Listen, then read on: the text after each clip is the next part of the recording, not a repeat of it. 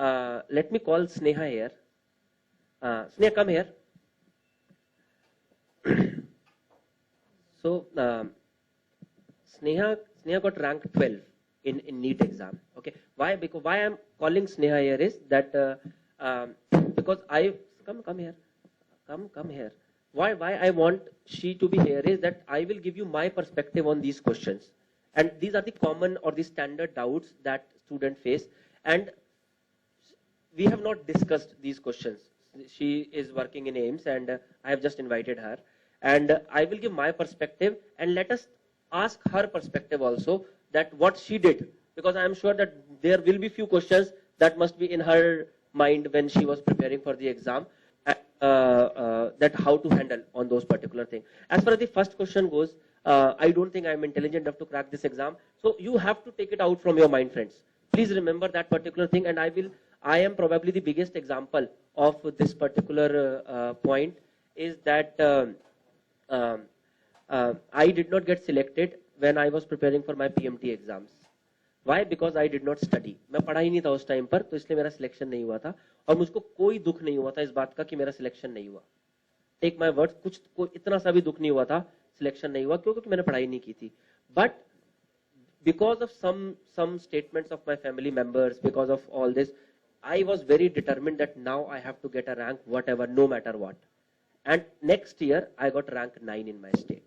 Now the point that I want to clarify with this particular thing is, see, from not being selected to rank 9, which was a very, very big jump, and it was only possible because of the determination.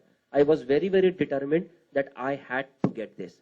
The point that I want to tell you is, see, मेरा brain तब भी उतना था जब selection नहीं हुआ था, जब हुआ था. यानी कि आप में जितना है, मेरे में जितना है, इसमें जितना है ना, वो सब बराबर है, किसी में कोई कम ज्यादा नहीं है. The way you tackle, the way you take it makes all the difference. So don't think that anybody, it is about orientation, it is about the guidance, it is about the hard work. बस यही तीन चीजें हैं जो differ करती है. What do you say? Last year I got rank 21,000. And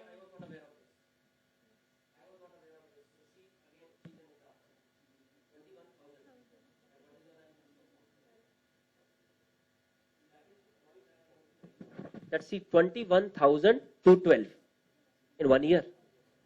Okay, so the point that I want to highlight is that if you think, okay, so at that point of time, when you got rank 21,000, what was going on in your mind?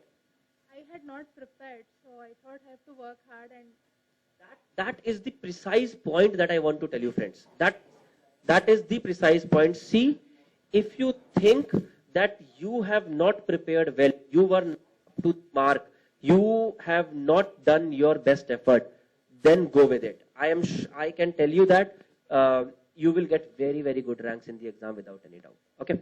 Now, how should I utilize this time to get best out of it? अब क्या करा जाए अगर हम सोचते हैं कि हमें पढ़ना है, तो एक ही चीज मैं बोलूंगा आपको, make a schedule.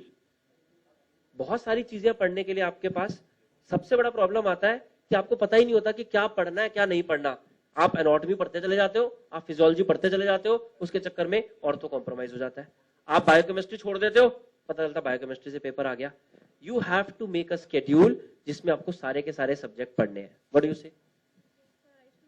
short term this thing, like in these days have to complete this much, and whatever is left we'll complete it later. So all subjects. This is the common advice that I give to the student. Make a schedule something like this, and that is what we tell it in our classes also, that make a schedule. You have to make a schedule. There is a short term goal and a long term goal. एक schedule बनाओ कि भाई मेरे पास इतने दिन है पढ़ने के लिए, और इतने दिन में मेरे को 19 सब्जेक्ट पढ़ने हैं. ये सब्जेक्ट थोड़ा ज्यादा इंपॉर्टेंट है, ये सब्जेक्ट थोड़ा कम इंपॉर्टेंट है, तो मैं ये सब्जेक्ट इतने दिन पढ़ूंगा, ये सब्जेक्ट इतने दिन पढ़ूंगा. अब वो सब्जेक्ट उतने दिन में पूरा नहीं हो पाएगा. डोंट थिंक कि वो पूरा हो पाएगा. Leave that. जितना हुआ ठीक है, अब क्या करना है, अगले दिन से नेक्स्ट सब्जेक्ट शुरू कर देना है. अच्छा, क्या यही शेड्यूल फॉलो करना है? ना, नॉट एट ऑल. अपना शेड्यूल बनाना है. हो सकता है कि मैंने आपको 19 सब्जेक्ट बोले, आपको नहीं सर मैं पैथोलॉजी तो बहुत अच्छी तरह पढ़ चुका हूं, हटा दो पैथोलॉजी बीच में से. हो सकता है आपको कि नहीं सर मैंने फार्मा अच्छी तरह पढ़ी हुई है, फार्मा कम कर दो. हो सकता है आपको कि नहीं सर एनाटॉमी में मेरे को ज्यादा दिन लगेंगे, बढ़ा दो. अपना स्केड्यूल खुद बनाओ, खुद सोचो, and then take a call on that particular thing. But you have to make a schedule. You are not supposed to skip it. क्यों? क्योंकि अगर आपने उसको skip किया तो रिवीजन कॉम्प्रोमाइज होगी. कितने दिन रखे थे रिवीजन के लिए? Sir, by October starting, I started revision. So normally I say by 15th September, it should be the upper limit. 15th September should be the upper limit. Ideally by August, if you are preparing for December exams, by August your course should be finished so that you have well September, October and November, 3 good months to do revision of all the subjects. Okay, if you are now see most of now we are qualified. ठीक है, तो इसका मतलब हमारा basic preparation हुआ है. You have to understand on that particular point कि आप एक लेवल पहले ही ऊपर हो. ठीक है, डोंट थिंक कि तो बेसिक अब क्या करना है, अब make the short term and long term. मैं उसको आप 3 में डिवाइड नहीं करना चाहते, 4 में डिवाइड कर दो कि आप मैंने जैसे 200 दिन दिया है तो आप 200 दिन मत दो, यू गिव 150 डेज, ताकि आपके पास रिवीजन के लिए और टाइम आ जाए. बिकॉज अल्टीमेटली अगर आपने कोई चीज रिवाइज नहीं की तो वो आपको एग्जाम में याद नहीं आने वाली. And that is the problem that we face. आप जितने भी लोग जो अपनी रैंक जो आई है, जो एक्सपेक्ट नहीं कर रहे थे कि ये रैंक आनी थी, खुद सोच के देखना कितने क्वेश्चंस ऐसे थे कि जिसमें आपको लगा यार ये मैंने कभी पढ़ा था बट मुझे भी याद नहीं आ रहा. सिर्फ ये सोच के देखना कि कितने क्वेश्चंस ऐसे थे कि जिसमें आपको लगता है कि यार ये मैंने पढ़ा था और मेरे को याद नहीं आ रहा. Trust me friends, this is the pledge that I did with myself, and that pledge was कि एग्जाम में एक भी क्वेश्चन ऐसा नहीं होगा जो मैं ये बोलूंगा कि मैंने पढ़ा हुआ है और मुझे याद नहीं आ रहा. अगर मैंने पढ़ा ही नहीं हुआ तो कुछ नहीं कर सकता, बट ऐसा एक भी क्वेश्चन नहीं होगा कि मैंने पढ़ा हुआ है और मुझे याद नहीं आ रहा, मुझे पक्का याद आ जाएगा. और वो क्यों था? Because I give ample time to revision. I give ample time to revision. Revision should not be compromised at any cost. At any cost, revision should not be compromised. Do you agree? It's the main thing, because you read it once and you just don't remember it, because you read limited amount of stuff and you revise it more. I think that is more helpful. So the other point is about this is that सारी चीजें नहीं भूलते आप. You have to understand on that particular point. क्या आप अपना नाम भूल सकते हो? नहीं भूल सकते. बहुत सारी चीजें होती है मेडिकल फील्ड में जहां कॉन्सेप्ट है. कॉन्सेप्ट अगर एक बार समझ आ गया ना तो वो समझ आ गया. You have to understand. Fact भूल जाते हो. फैक्ट का मतलब क्या है? फिगर भूल जाते हो. ठीक है, ये लिस्ट क्या है ये भूल जाते हो. कॉन्सेप्ट समझना होता है, फैक्ट रटना होता है. Revision should be focused on facts. Concept तो आ गया ना एक बार. कॉन्सेप्ट अगर पता चल गया एयर ब्लैक होती है तो एयर ब्लैक होती है. ठीक है, so whenever you are reading, whenever you are attending the classes also, please make sure that your concepts are clear. अगर एक दो फैक्ट छूट भी गए तो कोई फर्क नहीं पड़ता, क्योंकि फैक्ट तो किताब में मिल जाएगा, किताब में कॉन्सेप्ट नहीं मिलेगा. Okay, so most of the time the idea what we tell it to the students also कि आपकी जो क्लास है ना ये कॉन्सेप्ट बेस्ड क्लास है, ये फैक्ट बेस्ड क्लास नहीं है. क्यों? क्योंकि फैक्ट अल्टीमेटली आपको किताब तो पढ़नी पड़ेगी, नोट्स पढ़ने पड़ेंगे, सारे फैक्ट्स आपको नोट्स में मिल जाएंगे, नोट्स में मिल जाएंगे, बट वो कॉन्सेप्ट नोट से कभी और समझ नहीं आता. मुझे याद है कि जब हम एमबीबीएस में, जब आप लोग भी एमबीबीएस में कर रहे थे तो आप क्या करते थे, आप अपने कभी भी कोई चीज होती थी आप एक बच्चे को पूछते थे ना, यार ये समझाइए जरा, ये रेसिपी का फंडा समझ नहीं आ रहा, समझाइए जरा. वो आपको समझाता था, आपको समझ आता था 1 मिनट में. ठीक है, बट जब लिस्ट होती थी मिलियरी ट्यूबरकुलोसिस के कॉजेज, वो तो खुद बैठ के रटते थे ना. This is what you are actually supposed to do. Understand the concept far from the exam. Mug up the facts close to the exam. Okay, that is the single most important point that is gonna make difference to your rank. Okay, एक ये गलती, ये जरूर ध्यान रखना है. Make sure that you have understanding of the latest of all. Latest of all. एक तरीका है कि हर बुक का नया एडिशन लेके पढ़ो. एक होता है कि talk to your senior, talk to us, talk to faculties who's gonna give you latest. Sir बताएंगे कितनी सारी चीजें ऐसी जो हम एमबीबीएस में फर्स्ट ईयर में बुक पढ़ी थी, 5 साल में तो बुक चेंज हो गई. और कभी कभार क्या बुक का एडिशन 2014 में आया था, एग्जाम है 2017 में, 2 साल में बुक का तो कोई नया एडिशन आया नहीं, बट उस फील्ड में एडवांसेस तो बहुत सारे हो गए. वो हमेशा इंपॉर्टेंट एमसीक्यू होते हैं. They're always an important MCQ. एक बड़ा मैं और सर डिस्कस कर रहे थे. सर वो कौन सा क्वेश्चन था? वो मेडिसिन का टेल्मी साटन के ऊपर. अब सर बुक लिख रहे थे, सर ने देखा कि हैरिसन के अंदर ये वाला कॉन्सेप्ट नहीं दिया हुआ, सर को लगा कि यार ये एक इंपॉर्टेंट क्वेश्चन बनता है, इन्होंने एक अलग से क्लास में पढ़ाया होगा मेरे ख्याल से सर, अपना वो एक अलग वो पॉइंट करके डाल दिया कि भाई ये एक है, it may be a prospective new question. When he saying it may be a prospective new question, ये एक्चुअली थोड़ा ना था कि भाई ये तो 100% आएगा, it's a prediction, and that was there in the mains exam. Okay, so always sure to have the latest of all the things.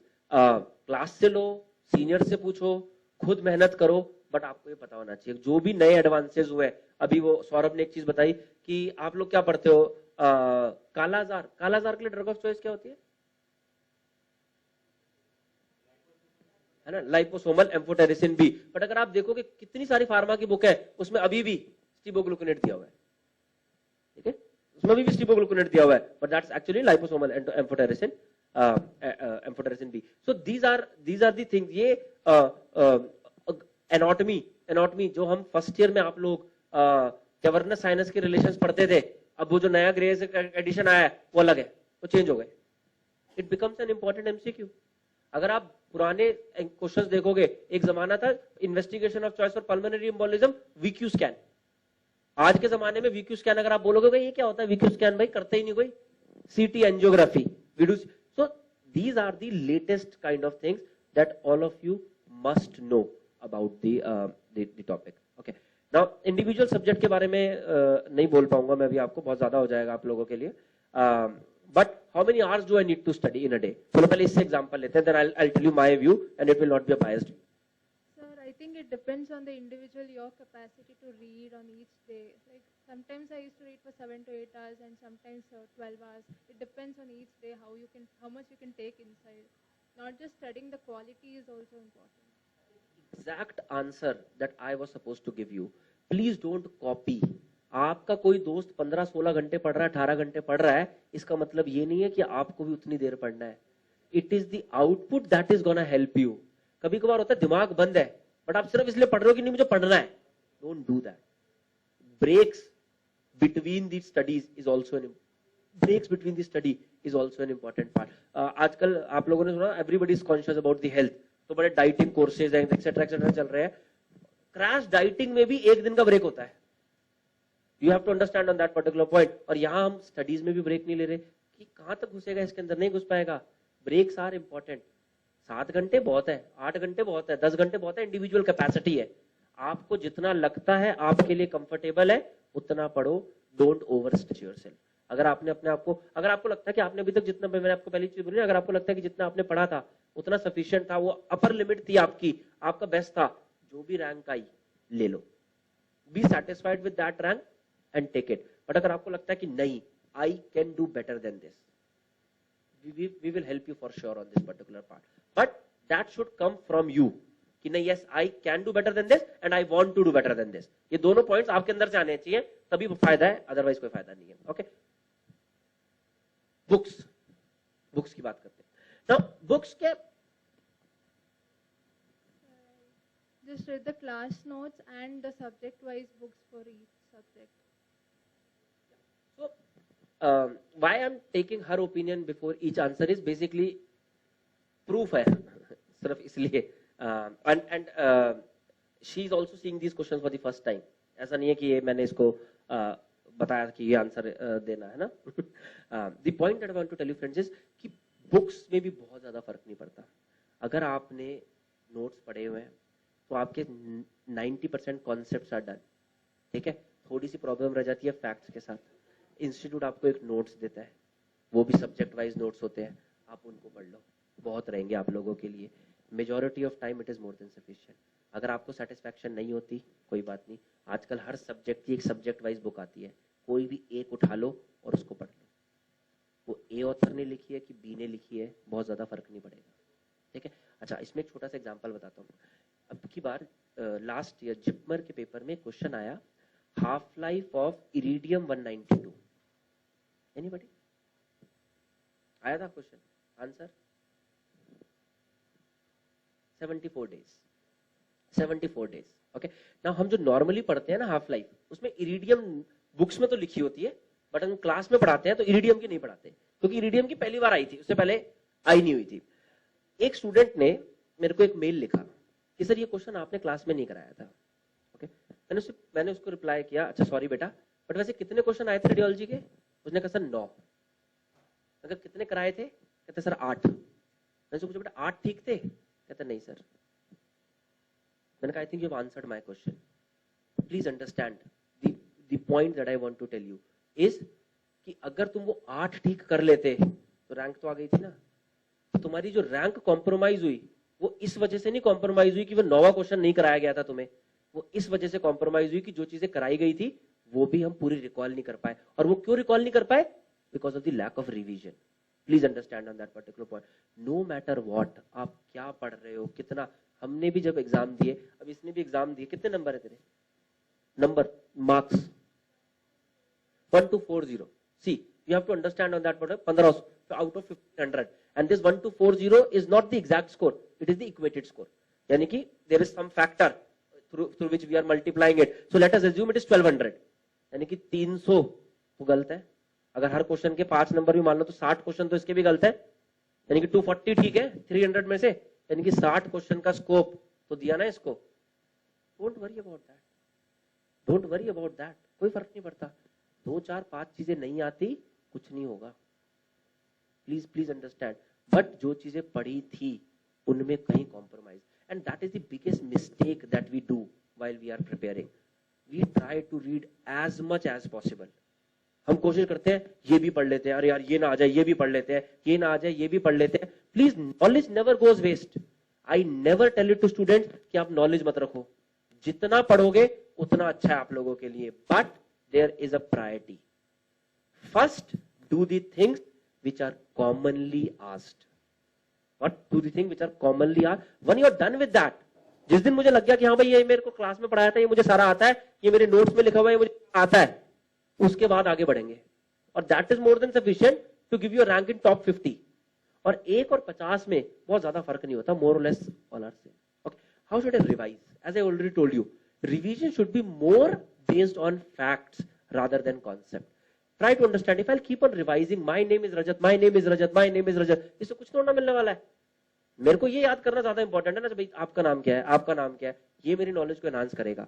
तो revision should focus those things जो आपको लग रहा है आप भूल रहे हो या आप भूल सकते हो। क्या भूलोगे? या तो कोई कॉन्सेप्ट समझ नहीं आया वो भूलोगे, या कोई जो फैक्ट रटा था वो भूलोगे। तो रिवीजन हमेशा उन चीजों पर फोकस करनी होती है, कभी भी कॉन्सेप्ट जो समझ आ चुके हैं उन पे फोकस नहीं करनी होती। हमारा सबसे बड़ा प्रॉब्लम क्या है? जो चीजें हमें आती होती हैं वो पढ़ने में सबसे ज्यादा मजा आता है। That is the biggest problem. जब आप रिवाइज करना शुरू करते हो तो जो चीजें आप सबसे पहले कौन सा सब्जेक्ट उठाते हो? जो सबसे आसान है, चलो यार इसको फटाफट खत्म करूं। अल्टीमेटली होता क्या है? आप लोग जो पेपर याद करना, जब आप लोगों ने एमबीबीएस में प्रॉफ के एग्जाम्स लिखे हैं, जब आप पहला पेपर लिखना शुरू करते हो, पहले क्वेश्चन का आंसर कैसे लिखते हो? बहुत सुंदर सुंदर अंडरलाइन करके, सब डायग्राम वायग्राम बना के, और धीरे धीरे क्या होता है? राइटिंग खराब होती चली जाती है, डायग्राम डोग्राम भूल जाओ। पहले तो आप पूरे लाइनें लूने डाल रहे होते हो, सब खत्म हो जाता है, और लास्ट में घसीटा चालू हो जाता है कि जिस तरह खत्म करो। That is the same thing that is gonna happen in the revision also, कि पहला सब्जेक्ट जो रिवाइज करना है वो जो सबसे कम समझ आया है, जो सबसे ज्यादा समझ आया वो सबसे एंड में रिवाइज करना है, क्योंकि वो सबसे ज्यादा आता है। प्लीज अंडरस्टैंड, क्योंकि जो लास्ट का सब्जेक्ट बचा है उसमें कम। Do you agree? तो लास्ट का सब्जेक्ट है उस नहीं, if you don't see, we are giving them a genuine this is my thought process, we are giving them a genuine opinion. If you disagree with me on a particular aspect, please I will request you to say on that particular part. Okay. So that's an important aspect of revision. और आप खुद सोच के देखना, आप लोगों ने पढ़ा है, आप लोगों ने रिवाइज किया, आप सोच के देखना जब आपने रिवाइज किया था तो क्या सब्जेक्ट सबसे पहले उठाया था। डेफिनेटली वो वही सब्जेक्ट होगा कि यार ये आसानी से हो जाएगा, चलो इसको पहले खत्म करो। And don't do that. Okay, try to focus, try to consolidate your matter. अगर आपको फर्स्ट रीडिंग में जितना टाइम लगा, अगर रिवीजन में भी उतना टाइम लग रहा है तो क्या फायदा है? अच्छा, कंसोलिडेशन करोगे कैसे? तो सबसे आसान तरीका, मेक वन पॉइंट। नोट्स है आप लोगों के पास, आप लोगों ने कोई क्लास कुछ भी जो ज्वाइन करा, कुछ भी है, कहीं से भी नोट्स है, वो नोट्स को एक स्टैंडर्ड पॉइंट मान लो। जहां से भी जो भी चीज एडिशनल आती है, कॉपी इन दैट, और रिवीजन फ्रॉम दैट, उसको बस रिवीजन का सोर्स बना लो। जो भी चीजें ऐड ऑन आती जाती है उसको ऐड करते रहो उसके अंदर। उससे क्या हुआ? एक ही पॉइंट पर नॉलेज इकट्ठी हो गई ना। आप जब बार बार वही चीजें देखते रहोगे, it will give you more understanding. जो भी चीज 4 बार पढ़ी है ऐसा तो हो ही नहीं सकता वो भूल जाओ, भूलोगे ही नहीं कभी भी। Very very helpful point. ठीक है, ये कॉमन कुछ कॉमन एग्जांपल देता हूं मैं आपको, एक छोटा सा एग्जांपल देता हूं। चलो इस क्वेश्चन का आंसर बता सकता है कोई मुझे? आप सब लोग एग्जाम देकर आए हो, ठीक है ना?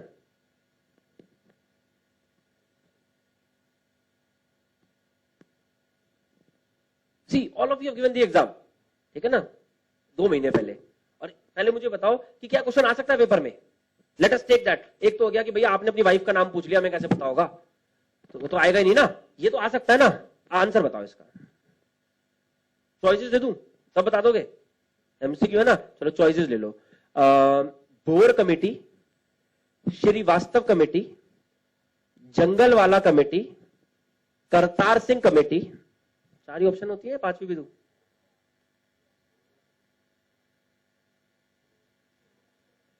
Srivastava committee, Bhore committee, Srivastava committee, Kartar Singh. हाँ जी बेटा, ऐसे ही रैंडम एक, I am just trying to tell you way. You ask me ना रिवाइज क्या करना है, आंसर आएगा आपका ये, इसी क्वेश्चन से आंसर आएगा आपका। जंगल वाला कमेटी, हाँ जी बेटा, Kartar Singh committee, Srivastava committee, Srivastava committee. Okay, now next question. पक्का है ये पक्का है। ये तो कोई भूल ही नहीं सकता। कोई डॉक्टर की प्रैक्टिस बैन करिए, जंगली होगा तभी तो बैन की है ना? नहीं भूल सकते ना, most of you can not. पर याद कैसे? जंगली था, डॉक्टर की प्राइवेट प्रैक्टिस बैन कर दी, कोई मतलब हुआ? पक्का? क्यों, कैसे कैसे याद है? पहला क्यों नहीं याद फिर? हाँ तो ये, अच्छा ये कॉन्सेप्ट है, फैक्ट है, सारे फैक्ट्स है ना, समझ आती है बात? अब देखो, अब आपको क्या लगता है मेरी रैंक बनाई थी तो क्या मैं कंफ्यूज नहीं होता था इन चीजों में? ये नहीं कंफ्यूज होती होगी? हर बंदा होता है कंफ्यूज। हर किसी का एक तरीका होता है याद रखने का। मैं क्या करता था, देखो श्रीवास्तव गांव में रहता था, बस खत्म। गांव में रहता था तो विलेज हेल्थ गाइड ही तो देगा। जंगल वाला कमेटी जंगली था, डॉक्टर की प्राइवेट प्रैक्टिस बैन कर दी। ओके, करतार सिंह, एक आदमी से एक काम नहीं होता, ये कहता था मल्टीपल काम करो, तो करतार सिंह ही करेगा ये काम। तो okay, so the idea not to hurt anybody's sentiments, but the idea of telling you the way to remember। आज आपको मैंने बताया ये, अब एक काम करना, आज के बाद कभी मत पढ़ना और 6 महीने बाद सोचना। अगर आप भूल जाओ तो बात नहीं, भूल ही नहीं सकते। Always a way to remember a fact, ठीक है? कुछ लोगों को न्यूमोनिक से याद रहता है, ठीक है? काफी कॉमन चीजें हैं, जैसे एक बच्चे बार बार भूल जाते थे, मैं काफी कॉमनली पढ़ा रहा हूं आजकल। एक क्वेश्चन आता है, international day of radiology celebrated on which date?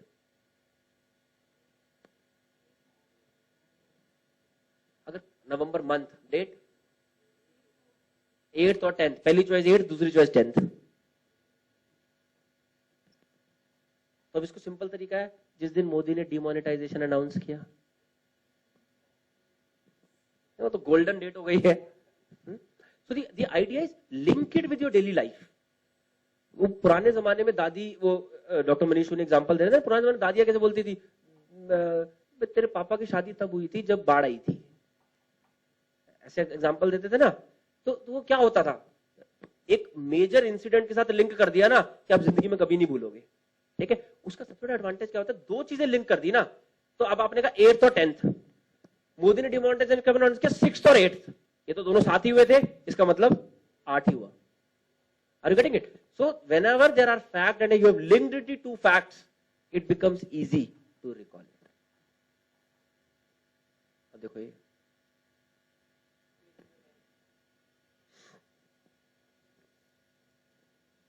अगर ये क्वेश्चन आपके पेपर में आता है तो पहले बताओ, इस क्वेश्चन को आपने कहा ना ये 5 तारीख को पेपर आसान था और 13 तारीख को पेपर मुश्किल था। बहुत सारे लोगों ने ये मैसेज किया मुझे कि सर हमें, मुझे लगता है कि 5 तारीख को पेपर देना चाहिए था, 13 को तो बड़ा मुश्किल पेपर आया था। ठीक है, चलो अगर ये क्वेश्चन पेपर में आया, ये आसान है कि मुश्किल है? आंसर की बात बाद में करेंगे। आसान है, इससे आसान तो पेपर बन सकता ना। अब आंसर बता दो। Posterior cerebral is a branch of, branch पूछ रहा हूं किसकी ब्रांच है? बेसिलर की पोस्टीरियर सेरिब्रल। हाँ जी बेटा, आंसर बताओ। आगे से आ रही का क्या, ये क्या लिखोगे? आगे से आ रही है? वाइवा में तो बोल सकते हो आगे से आ रही है सर।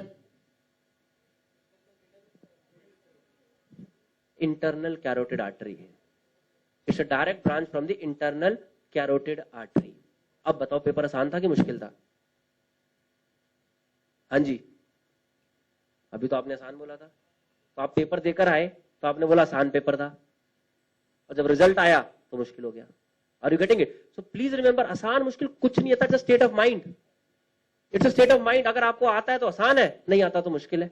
अच्छा, क्या एम क्या था, ये क्यों बताया मैंने आपको? अब क्या करें? ये फैक्ट है, कॉन्सेप्ट है? फैक्ट है ना, कॉन्सेप्ट तो है नहीं। क्या करें? रटना पड़ेगा। कितना रटोगे? तो क्या किया, तो बहुत सारे एग्जाम्पल से छोड़ देता हूं। ये बना दिया पूरा का पूरा आर्टीरियल चार्ट, जितनी भी आर्टरीज है बॉडी की सारी चार्ट में आ गई। और एक बार सबको पूरा, वैसे तो तरीका है इसको याद करने का भी, दैट अभी बहुत हमारे पास टाइम नहीं है तो डिस्कस नहीं कर पाऊंगा आप लोगों के साथ, बट इसको याद कर लिया। अब बॉडी में कोई भी आर्टरी का क्वेश्चन आएगा, आप आंखें बंद करोगे, आपके सामने चार्ट आ जाएगा और आप यू आंसर मार्क कर दो। Okay, these are the ways to take edge over others. Please remember, सबके अंदर एक, इसके अंदर, मेरे अंदर, इसके अंदर, सर के अंदर, आपके अंदर, सबके अंदर एक जितना दिमाग है। Take my words on this particular part, जो जीता वही सिकंदर।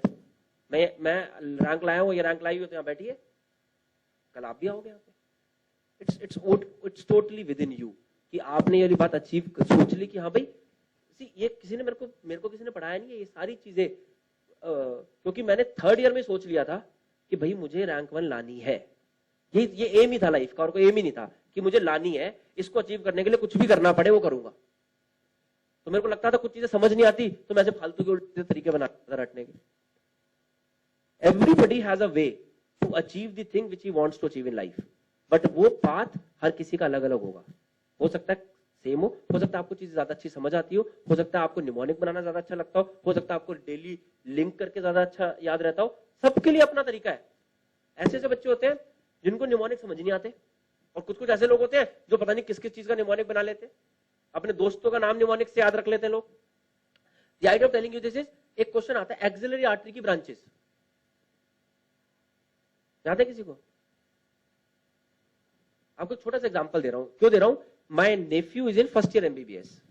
ओके, मैंने उससे पूछा कि एक्सिलरी आर्टरी की ब्रांचेस बता। वो कहता चाचा एक निमोनिक होता है। मैंने कहा चलो बेटा सही कदम पे चल रहा है, सही दिशा पे। अब निमोनिक सुनो, उसने मेरे को क्या बताया। हम एमबीबीएस में याद रखते थे सेल सैप, यूरोथोरेसिक, acromiothoracic, lateral thoracic, subscapular, anterior and posterior circumflex artery हम थे।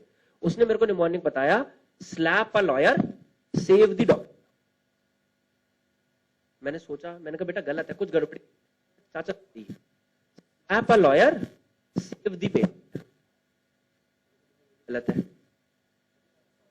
Slab a lawyer save a patient, अब बन गया ठीक। मैंने कहा बेटा एक बात बता, तू निमोनिक याद कर रहा है कि निमोनिक से branches? Are you getting it? अगर मेरे जैसा आदमी हो जिसको निमोनिक याद आ जाए, slap a lawyer save the doctor, तो वो ये थोड़ा सोचेगा निमोनिक गलत है, वो कहेगा डी फॉर डॉर्सल स्कैपुलर, हो गया गलत। ऐसी गलती हो। क्वेश्चन आता है most common tumour which shows metastasis distal to elbow and knee.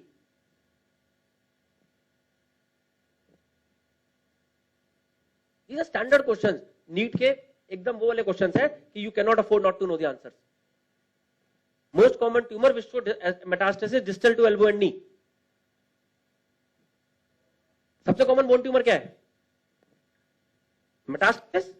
But metastasis कभी भी एल्बो और नी से नीचे नहीं जाता, तो हम इसको याद रखते थे कोई ना पहुंचे जहां बीबीसी पहुंचे वहां। यानी कि 3 ट्यूमर है जो एल्बो और नी से नीचे मेटास्टेसिस शो करते हैं। बीबीसी क्या है? BBC bronchus, bladder, colon. Bronchus, bladder, colon. अगर बच्चे को निमोनिक सेवी ना हो, निमोनिक फ्रेंडली ना हो, और इसको गलती से बीबीसी याद रह जाए, तो पता है वो क्या बोलेगा? वो क्या बोलेगा? B for breast, for brain, C for colon. हो गया गलत। और ब्रेस्ट 100% चॉइस में होगा। एमसीक्यू पेपर की सबसे बेकार बात पता है क्या होती है? आपको गलत आंसर आता है और वो चॉइस में है। आपको गलत आंसर आता है और वो चॉइस में है ही नहीं, कोई फर्क नहीं पड़ता। सबसे बुरी चीज होती है कि आपको गलत आंसर आता है और वो चॉइस में है। ब्रेस्ट 100% चॉइस में मिलेगा। और बी से ब्रोंकस नहीं सोचोगे, आप ब्रेस्ट सोचोगे, मार्क करोगे कॉन्फिडेंस से और कहोगे अरे मेरे को तो आता था, पेपर तो बड़ा आसान था। बाद में आओगे तो गड़बड़ी। तो जितने भी लोग जो अभी लग रहा है ना कि जो चीज अचीव करनी थी वो नहीं कर पाए, सोच के देखना, पढ़ाई में गलती नहीं रही आपके। You have to understand on that particular point. मेहनत की होगी आप में से मेजॉरिटी लोगों ने, यहां गलती रह गई कि ये चीजें समझ नहीं आई कि उस टाइम को इफेक्टिवली कैसे यूटिलाइज किया जा सके। How to mark the answer in an MCQ paper if you don't know the answer? Do you have any experience on that?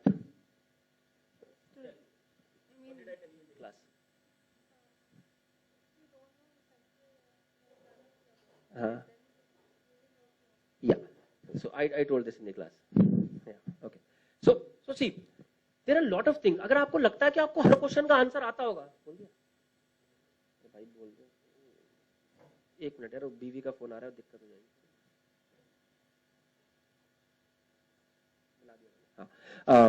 So see, the idea is,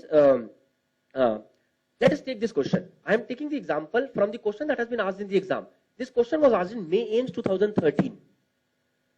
question था, which of the following is the incorrect statement regarding GI bleeding. अब एक under graduate student से GI bleeding की investigation पूछना, it's criminal. अरे एक radiologist को भी नहीं पता जीआई ब्लीडिंग के लिए क्या क्या इन्वेस्टिगेशन करते हैं, unless you are an intervention radiology, तो कैसे किसी को बताऊंगी। बट क्वेश्चन एग्जामिनर स्मार्टनेस देख रहा है आपकी, क्वेश्चन पूछ ही नहीं रहा, पेपर में आंसर लिख के दिया हुआ है, पेपर में दिया हुआ है लिख के आंसर। कैसे दिया हुआ है? Sensitivity, which of the following is the incorrect statement regarding, and this is the exact question from AIMS 2013. आप पेपर चेक करना, which of the following is incorrect statement regarding GI bleeding? कितनी statement incorrect है? AIIMS का paper है ना, तो कितनी गलत है? एक। इसका मतलब 3 ठीक है? Do you agree? इसका मतलब 3 ठीक है ना? Sensitivity of angiography for detecting GI bleeding is about 10 to 20% as compared to nuclear imaging. या तो सही है या गलत है, मुझे नहीं पता, छोड़ दो। Angiography can image bleeding at a rate of 0.05 to 0.1 ml per minute or less, या तो ठीक है या गलत है, मुझे नहीं पता। Technetium RBC scan image bleeding at a rate as low as 0.05 to 0.1 ml per minute, या ठीक है या गलत है, सी कुछ भी नहीं पता क्वेश्चन के बारे में। पर जैसे ही मैंने 3 ऑप्शन पढ़ी ना, I have made up my mind. क्या माइंड मेकअप किया? एनीबॉडी? Tell me. चौथा पढ़ना ही नहीं, I got the answer.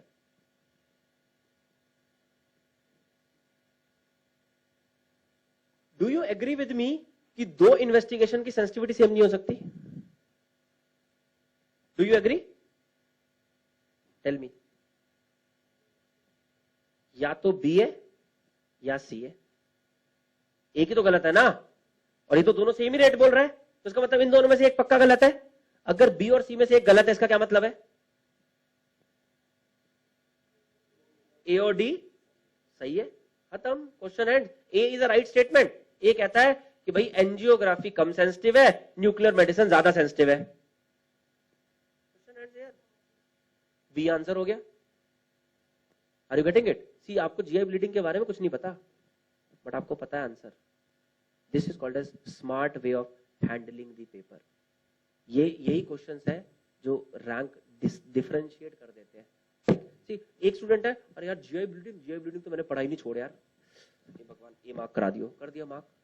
Okay, एक ने सोचा, okay let me think about it, अरे मैंने नहीं पढ़ा, उसका मतलब किसी ने नहीं पढ़ा, मैं पढ़ के आया हूं भाई। सी, आई हैव रेड, मैंने मेहनत की हुई है, मेरे को अपने ऊपर इतना कॉन्फिडेंस है कि अगर मैंने नहीं पढ़ा ना, तो इसका मतलब ये यूजुअल टॉपिक नहीं है, और अगर यूजुअल टॉपिक नहीं है तो इसका मतलब कोई नहीं पढ़ के आया। तो एग्जामिनर ने दिया, कोई तो रीजन है। Let us think about this, you will come up with an answer. देखो ये contrast in a radiograph can be increased by, that's a dedicated radiology question. I'm a radiologist, so unfortunately आई जाएगी बीच में कहीं ना कहीं। So contrast in radiography can be increased by, आता है, ये तो स्टैंडर्ड क्वेश्चन है, मेजॉरिटी स्टूडेंट्स को आता होता है, बट लेटर से नहीं आता। ठीक है, इतना पता है कि भाई यहाँ कुछ तो था, एक सर ने कहीं केवीपी पढ़ाया था, कहीं एमएएस पढ़ाया था। ठीक है, increase in KVP, increase in MAS, decrease in MAS, decrease in exposure time. Do you agree with me कि अगर 2 ऑप्शन सेम है तो वो तो आंसर हो ही नहीं सकता? मानते हो इस बात को? तो इसका मतलब कौन कौन सी 2 ऑप्शन सेम है इसमें? ए और सी सेम है बेटा, C and D R same, yes, C and D R same. क्यों? क्योंकि एमएस क्या है? Product of current into exposure time. तो चाहे आप एमएस कम करो, चाहे एक्सपोजर टाइम कम करो, अल्टीमेटली तो एमएस ही कम होना है। यानी कि सी और डी तो सेम है, यानी कि सी और डी तो हो ही नहीं सकता। Do you agree with me? यानी कि डिक्रीज इन एमएस से तो कंट्रास्ट कम नहीं हो सकता। आंसर क्या हो गया? Increase in MS, increase in MS. Okay, so these are some ways, so these are smart tricks. So see, please remember, सबसे पहली चीज एग्जाम क्रैक करने के लिए क्या चाहिए? Knowledge. There is no substitute for that, please remember. I am not telling you substitute your knowledge. There is no substitute for that. How will you get knowledge? There is no limit to that. Make a proper schedule.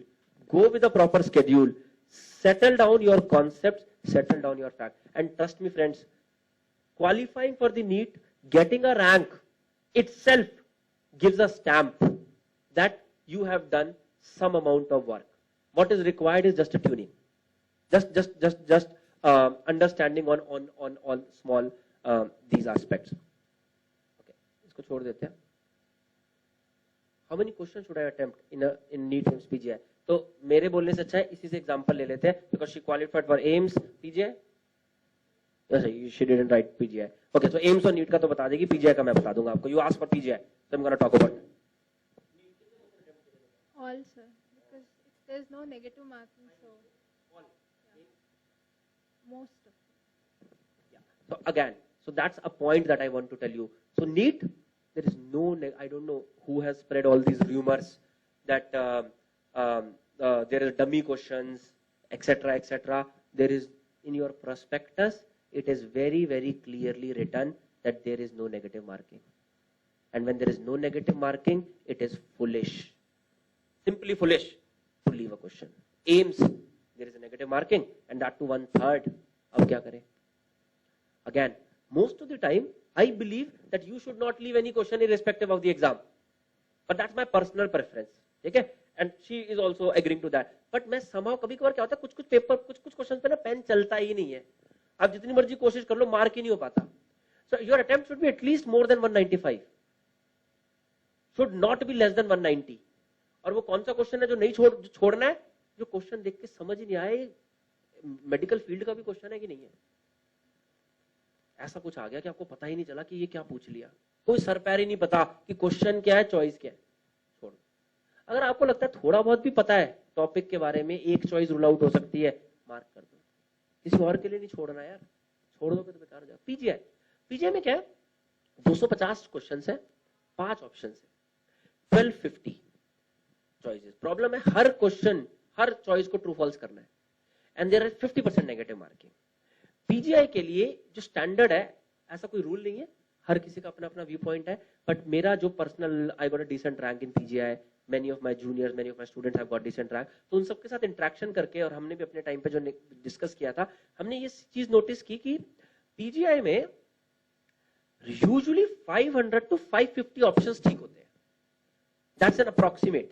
Obviously किसी exam में ज्यादा भी हो सकता है, किसी में, but usually this is how they make the paper. But इतना कम टाइम होता है, it is the only exam जिसमें टाइम प्रॉब्लम कर जाता है. So you have to be really quick. अगर आपने काउंट करना शुरू कर दिया कि कितनी ऑप्शन आपने टिक की है, तो ऐसा नहीं हो पाएगा. So the standard way to do a PGI paper is go do a question, look at 2 options. आप ये मान के चलो आपको हर क्वेश्चन के 2 आंसर मार्क करने हैं, और तीसरा आंसर सिर्फ तभी मार्क करोगे जब आप श्योर हो. जब आप श्योर नहीं हो तो मत मार्क करो, तो छोड़ दो. Up to 2, even if you have doubt, mark it. Third option is gonna mark only when you are absolutely sure. इससे क्या होगा? Most of the time you will realize that you're gonna marking between 500 to 550, which will be closest to perfect. And that is the standard way to mark the answers in a PGI paper.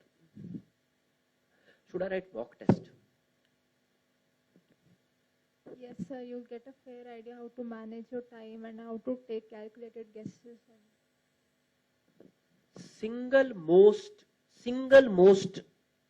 way that will take you close to the success is a mock test. Take my words on this particular part. I started writing my grand test when I was in pre-final year, यानी कि 3rd year MBBS में था. लोग, कुछ मेरे seniors हंसते थे मेरे ऊपर. हंसते थे क्यों? अबे तू आ गया टेस्ट देने, जानते तो थे तू आ गया टेस्ट देने, तेरे को बढ़िया मेडिसिन आती है, मैंने कभी केयर ही नहीं किया इन चीजों के बारे में। हमारे जमाने में 4000 के आसपास लोग दिया करते थे और मेरा रैंक आता था 3800, 3700, but I did not bother about that. क्यों? क्योंकि मुझे पता था कि भाई अभी तो 2 साल है। मैं सिर्फ एक ही चीज देखता था कि जो चीजें मैंने आपको बताया था ना, एक ही प्लेज किया था अपने आप से, ऐसी एक भी चीज जो मैंने पढ़ी हुई है ना वो गलत नहीं करूंगा एग्जाम में। बस फिर भी हो गई तो थोड़ी बहुत, but most of the time नहीं हुई थी। तो क्या किया, मैं देखता था जो सब्जेक्ट मैंने पढ़ा है ना वो मैं कितना कर पा रहा हूं, और अगर नहीं कर पा रहा तो क्यों नहीं कर पा रहा, कहां कमी रह गई, व्हाट इज द रीजन। भाई ऑफ्था का क्वेश्चन आया, उन्होंने पूछ लिया ट्रैम ट्रैक अपीयरेंस किस ऑफ्थेल्मोलॉजिक ट्यूमर में मिलती है। अरे क्वेश्चन आया, मुझे क्यों नहीं आता, I think about it. But अगर मैंने थ्योरी से पढ़ा है, तो this is what the mistake that you did. अगर आपने थ्योरी से पढ़ा है तो आपको कभी ये बात याद ही नहीं रहेगी कि ये क्वेश्चन बन सकता है। Okay, so always do MCQs, always do MCQs in a controlled environment. What do mean controlled environment? रात को लेटे हुए हो, आपने बुक उठा ली, एक ऐसे मार्क कर लिए, सुबह आधी नींद में चेक करे, आधी नींद में चेक नहीं करे। सबसे बेकार तरीका है एमसीक्यू करने का, कोई फायदा नहीं है ऐसे एमसीक्यूज करने का, पता ही नहीं चलेगा कितना आता है कितना नहीं आता। Always do MCQs in a controlled environment. 100 minute 100 question, 60 minute 100 question, whatever time frame that you want to set for yourself, check it, rank करो अपने आप को, मार्क्स देखो। देखो मेरा क्वेश्चन जो गलत हुआ वो क्यों गलत हुआ, क्या टॉपिक नहीं आता था या गलती करी? अगर टॉपिक नहीं आता था तो क्या करना है, पढ़ना है वो टॉपिक। और अगर टॉपिक आता था तो गलती करी है, तो क्यों गलती करी है, सी क्यों गलती करी है, गलती रीजन होगा ना, या तो क्वेश्चन ढंग से नहीं पढ़ा, क्वेश्चन ढंग से नहीं पढ़ा इसका मतलब प्रैक्टिस की कमी रह गई, और प्रैक्टिस करो, identify your mistakes. Ultimately if you identify, you gonna identify. Okay, so और कैसा test, please write full course test. आप लोग फर्स्ट ईयर एमबीबीएस में नहीं हो, आप लोग सारा एमबीबीएस कर चुके हो। Write full course test, try to write a simulation test. है नहीं अभी कोई, we are planning to launch it one, but अभी पता नहीं कब तक वो शुरू हो पाएगा, कि computer based full course test, because that will remove the fear from your mind. आपके दिमाग से वो फियर निकलेगा कि यार वो 300 कंप्यूटर बेस्ड पेपर होता है, वो कैसे करना है। मैं आपको बहुत छोटा सा एग्जांपल देता हूं, मैं एफआरसीआर के बारे में बात कर रहा था। अच्छा शेड्यूल आ जाएगा, ओके। मैं आपको एक एग्जांपल देता हूं, मैंने एफआरसीआर के बारे में बात की थी ना। एफआरसीआर इज अ रेडियोलॉजी एग्जाम जिसमें 3 एग्जाम देने होते हैं, step 1, step 2, 2A and 2B। ना 2B जो है that is all Indians are very very good in step 1 and step 2 because these are theoretical exams. Step 3 is a practical exam. Practical exam क्या होता है radiology में, आपको 30 image दिखाई जाती है और आपको 30 मिनट के अंदर उन 30 इमेजेस का डायग्नोसिस बनाना होता है। आपको सिर्फ बताना होता है नॉर्मल और एबनॉर्मल, और अगर एबनॉर्मल है तो क्या एबनॉर्मेलिटी है, सिर्फ इतना। सी और एक्सरेज होते हैं, नो सीटी नो एमआर, ओनली एक्सरेज। सोचो एक Maulana Azad medical AIIMS post graduate 30 images दिखाई है, कितनी ठीक कर देगा, क्या लगता है आपको? 30 की 30 करनी चाहिए, गलती क्या होनी चाहिए, और उनका पासिंग क्राइटेरिया क्या है, 27। 30 में से 27 ठीक होनी चाहिए। मैं आई वॉज प्रीटी कॉन्फिडेंट, मैंने कहा 27 ही तो ठीक करनी है, मैं तो यू कर दूंगा। बट फिर भी एग्जाम और उसका पासिंग परसेंटेज कितना है, 3%। The passing percentage is 3 for Indians, यानी कि अगर 100 इंडियंस देते हैं तो 3 लोगों का पास होता है सिर्फ।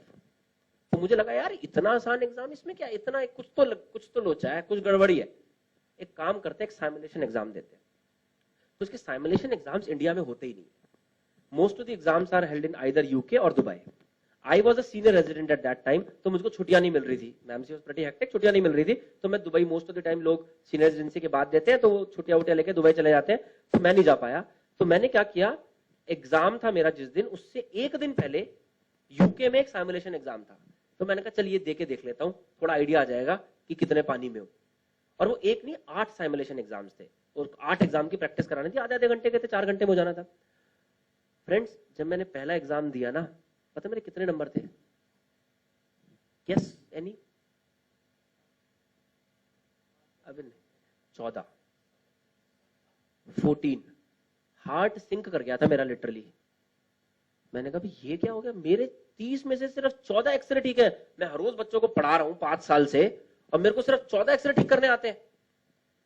मेरे को लगा बेटा अगले दिन एग्जाम है, कहां से, तेरा तो हो ही नहीं सकता, सवाल ही नहीं पैदा होता, बेटा बैठ जा तू।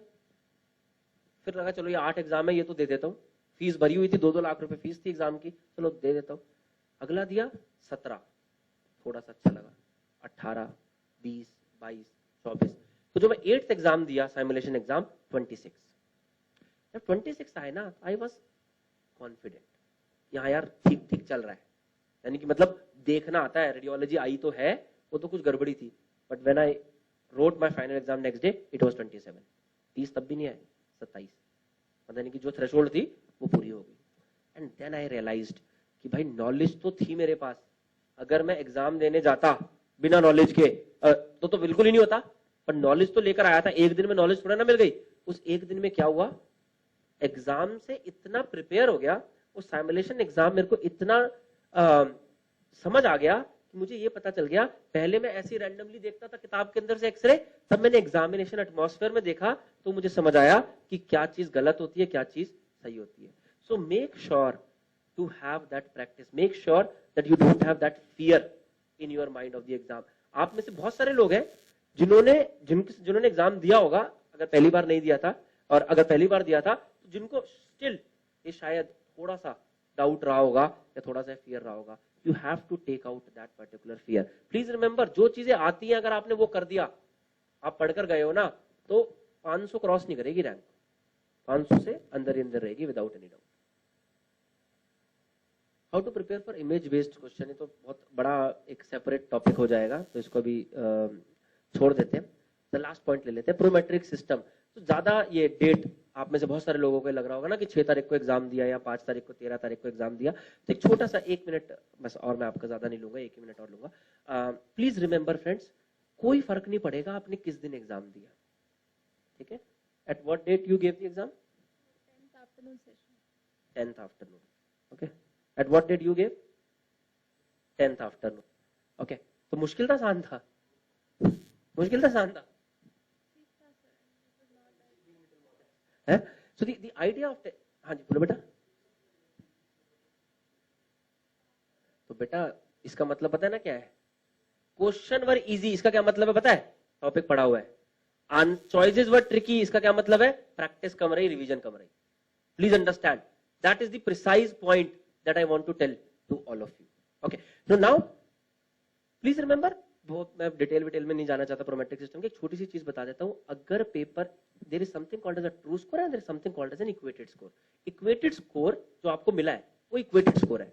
ट्रू स्कोर आपको एक मिल गया, और depending on the level of difficulty of that particular paper, वैसे तो वो कोशिश करते हैं कि सेम रहे पेपर, पर ठीक है थोड़ा बहुत मुश्किल, थोड़ा बहुत चॉइसेस वाइजेस में इशू हो जाता है। Depending on the level of the difficulty they will multiply with a particular factor which is something like a quality factor that we read in radiology. Okay, so they multiplied with the quality factor. अगर paper आसान है तो quality factor ज्यादा हो जाएगा, अगर paper मुश्किल है तो क्वालिटी फैक्टर कम हो जाएगा, but ultimately there sum, oh sorry there sum कह रहा हूं, there multiplication is gonna remain same. तो कोई फर्क नहीं पड़ता कि आप आसान पेपर दे रहे हो, कोई फर्क नहीं पड़ता कि आपने मुश्किल पेपर दिया। आप देख लो जो रैंक्स है वो भी इक्वली डिवाइडेड होगी। ऐसा नहीं है कि जिसने 5 को दिया था उसकी कोई रैंक नहीं आई होगी, या जिसने 13 को दिया था उसकी कोई रैंक नहीं आई होगी, वो इक्वली डिवाइडेड होगी, because it's an equated score and it will not make much difference. What difference gonna make is actually your knowledge, your hard work, that is gonna make entire difference. So these are the small points that we try to discuss with the students. Please friends, it's my personal request to you, अगर आपको लगता है, again I am not saying anybody don't pick up, I'm not saying that. अगर आप में से किसी को भी ये लगता है कि पहली बार एग्जाम मेरी प्रिपरेशन अच्छी थी, बट शायद मैं इससे बेटर कर सकता था, शायद जो चीजें मैं करना चाहता था वो नहीं पूरी कर पाया था, लॉन्ग रन में 6 महीने 1 साल कोई मैटर नहीं करेगा। Take my words, what is gonna remain with you always is the branch that you gonna pick up now. अगर आप एमडी पैथोलॉजी कर रहे हो तो आप एमडी पैथोलॉजी कर रहे हो, अगर आप एमडी रेडियोलॉजी कर रहे हो तो आप एमडी रेडियोलॉजी कर रहे हो।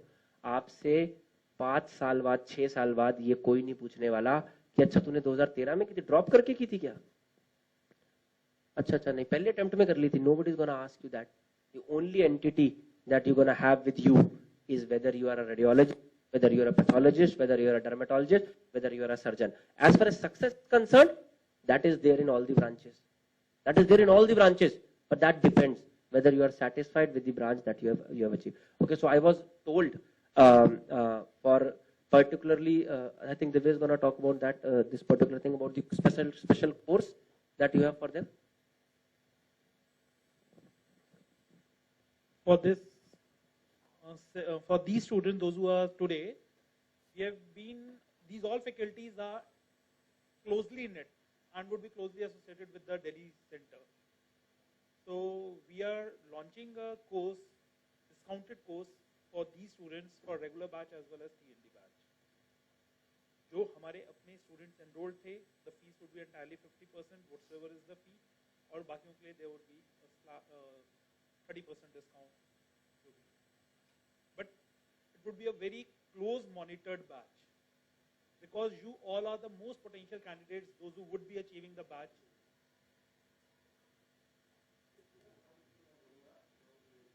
बोल रहे हैं about the TND and the regular or any other course. See, it's totally for a personal choice what you want to do. But दो तीन चीजें सोचना, अगर कुछ भी ज्वाइन करना है या नहीं करना, मैं उसके लिए भी बताता हूँ. Though I'm at a stage of an institute, but I speak from my heart. I don't believe कि मेरे को biased opinion आपको देना चाहिए. So first think कि आपने जो पढ़ा हुआ है, जितना पढ़ना था आप पूरा पढ़ चुके हो कि नहीं पढ़ चुके. अगर आपको लगता है कि पूरा पढ़ा हुआ है, कोई जरूरत नहीं है कुछ भी ज्वाइन करने की, मेहनत करो हो जाएगा. ठीक है. बट अगर आपको लगता है कि नहीं आपको थोड़ा डंडे की जरूरत है, कुछ चीजों की कमी रह गई थी, ठीक है, then only join an institute. पहली चीज. ठीक है. प्लीज डोंट थिंक कि बिना इंस्टीट्यूट ज्वाइन करके सिलेक्शन नहीं होता और इंस्टीट्यूट ज्वाइन करके 100% हो जाएगा. ऐसा नहीं है. Think about this. One second important point that you have to think is whether regular और वेदर टीएनडी. अगेन अगर आपको लगता है कि आप जो इसने कहा कि पढ़ा तो था बट रिवीजन में डाउट रह गया, टीएनडी इज अ बेटर ऑप्शन. अगर आपको लगता है कि नहीं भी थोड़ा और पढ़ना है, डंडा चाहिए मेरे को कि कोई मेरे को पढ़ाए, regular course. Okay. Simulation exam must for everybody. Must, I mean must means the single most important exam that will remove 1 digit from your rank is simulation exam. It will easily remove 1 digit from your rank. यानी कि 1000 की 100, 10,000 की 1000 आराम से. और उसके बाद आपके ऊपर है, she got 21,224. Oh, sorry, my fault. 12. Up to you. This is he has said everything, that the platform was to make you aware, to sort out your queries, but we are just using the platform to inform about this thing. जैसे sir ने कहा simulation exam, we had felt, and with all the faculties having many students, those who have come with to us, कि sir हमारे को, I don't think how many you have felt कि last moment में computer के ऊपर हमने first time exam दिया था, तो we were not able to concentrate for that long duration. This was a problem with many students. कि हमें कंप्यूटर के ऊपर फर्स्ट टाइम एग्जाम देने में प्रॉब्लम आई, चाहे हमने सीएलटी या सीबीटी या कोई भी सेशन XYZ एजुकेशन इंस्टीट्यूट में किया था, but that was only one mock test as sir has said. This time we are launching a mock this test series, computer live test series, in which there would be 13 exams. वो सारे के सारे close environment में proper time, proper same interface में, जिसके अंदर से 6 NEET के बेसिस पर होंगे, 2 AIIMS, 2 PGI, 1 जिप्मा, 1 image base and 1 would be the grand. So total 13 tests would be there from the month of February end towards October. 15 October will be your last exam, that is the grand CLT. These all exams would be taken by maximum number of students pan India with a buffer of 2 to 3 days, and the result would be simulated and the scores would be given to you on pan India basis.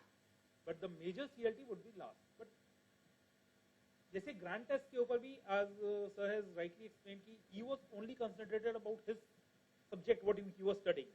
कि आज मैंने ENT पढ़ा है, तो ENT में मेरे को क्या benefit मिला. So those NEET exams would be giving you an edge कि whether I am able to sit in front of the computer for 3.5 hours or not. इस बार ये भी स्टूडेंट्स को कि when they have started writing exams online, when they have main exam, तो उसमें server hang हो गया कुछ सेंटर्स पे, और जब सर्वर हैंग हुआ 5 मिनट के लिए टाइम वेस्ट हुआ, लेकिन कॉन्फिडेंस बहुत वेस्ट हो गया. जो 5 मिनट का टाइम वेस्ट है ना, वो कॉन्फिडेंस को 100% लूज करता है. नहीं, टाइम ऐड होता है, लेकिन इन बिटवीन जो आपके जो साइकोलॉजिकल कंडीशन है,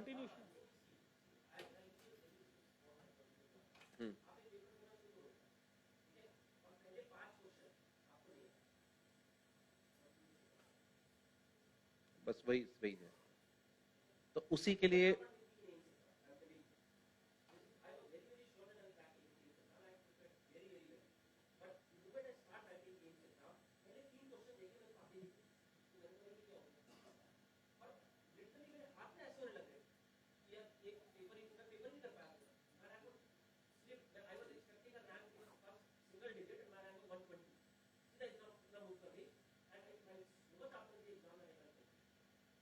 उसी के लिए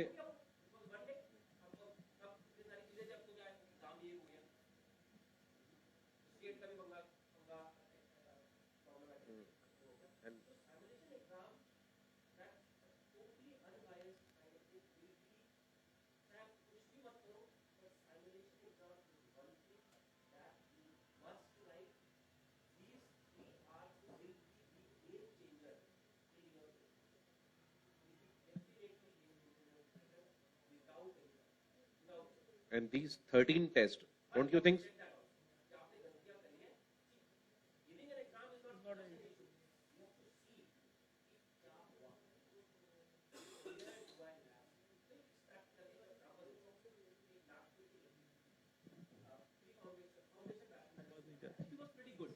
ओके एंड मैंने उसको बोला कि भाई ये सब चीज आपको पढ़नी है और साइमुलेशन एग्जाम्स दो. She was an average student and वो ये एग्जाम देती रहती थी. उसने एग्जाम दिया और साइमुलेशन एग्जाम दिया जो एग्जाम से थोड़े दिनों पहले हुआ था, सिंगल एग्जाम था पैन इंडिया, और उसका रैंक आया 2000. ठीक है, 2000 रैंक था उसका साइमुलेशन एग्जाम में. नाउ प्लीज अंडरस्टैंड, उसके बाद उसका मेरे पास मेल आया कि sir my rank in NEET is 5000 and I am very disappointed. I was expecting a rank less than 500. Please understand that point. आपका एग्जाम से एक महीने पहले 2000 रैंक आया है. उस एग्जाम में जो सारे लोगों ने नहीं दिया, काफी लोगों ने दिया है, लेट्स से 1/3 और 1/4 लोगों ने दिया है, तो आप समझो कि जब 1/4 लोगों ने दिया उसमें आपका रैंक 2000 है, तो आप जब 4 गुना लोग देंगे तो 200 कैसे आ जाएगा? Are you getting my point? तो और इससे डिप्रेस नहीं होना होता. डोंट थिंक कि अब मेरा आ गया तो मैं डिप्रेस हो जाऊं. इससे ये सोचना होता है कि भाई क्या करूं, बिकॉज अल्टीमेटली इस रैंक से फर्क नहीं पड़ा ना, पर जो नीट की रैंक आएगी वो तो दिखेगी ना, वो तो फर्क पड़ेगा. तो तब फर्क पड़े उससे पहले अभी पता चल जाए कि हाँ भाई कितने पानी में हूं, ताकि मैं उसको इंप्रूव कर सकूं. आइडियली इसको क्या करना चाहिए था? देखना चाहिए था कि 2000 में ये गलतियां हैं, इनको इंप्रूव करना है. लैक ऑफ नॉलेज है कि लैक ऑफ सॉल्विंग पेपर है, and she should have improved on that particular point. That's why I've told that the last exam is on 15th October and it is kept keeping in mind that you people will get 1.5 months after that. अगर मैं उसको 15 नवंबर या first week of November रख दूंगा and if somebody gets the wrong means rank below the expectation, so 10 to 15 days would go in that depression. Nobody can come and counsel. Everybody has got a state of mind. So that's why it has been kept 1.5 months before. कि अगर कुछ भी है तो we are there to counsel you, we are there to handhold you, we are there to help you. In your last moments कि बेटा depress मत हो. मेरे साथ एक बहुत अच्छा स्टूडेंट था last year. We used to give discussions. उसने एग्जाम नहीं किया सिर्फ इस ईयर से, and his rank has slipped to 4000 and I was expecting the rank of 400. Vijay, I think you know him. There was another student, Ashutosh. He gave the exam and he scored 1700 score. Pretty well.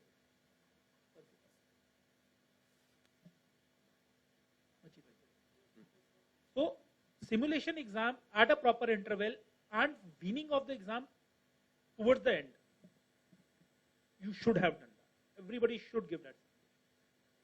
The 13 tests we are providing you, and these tests would be on computers only, online, right?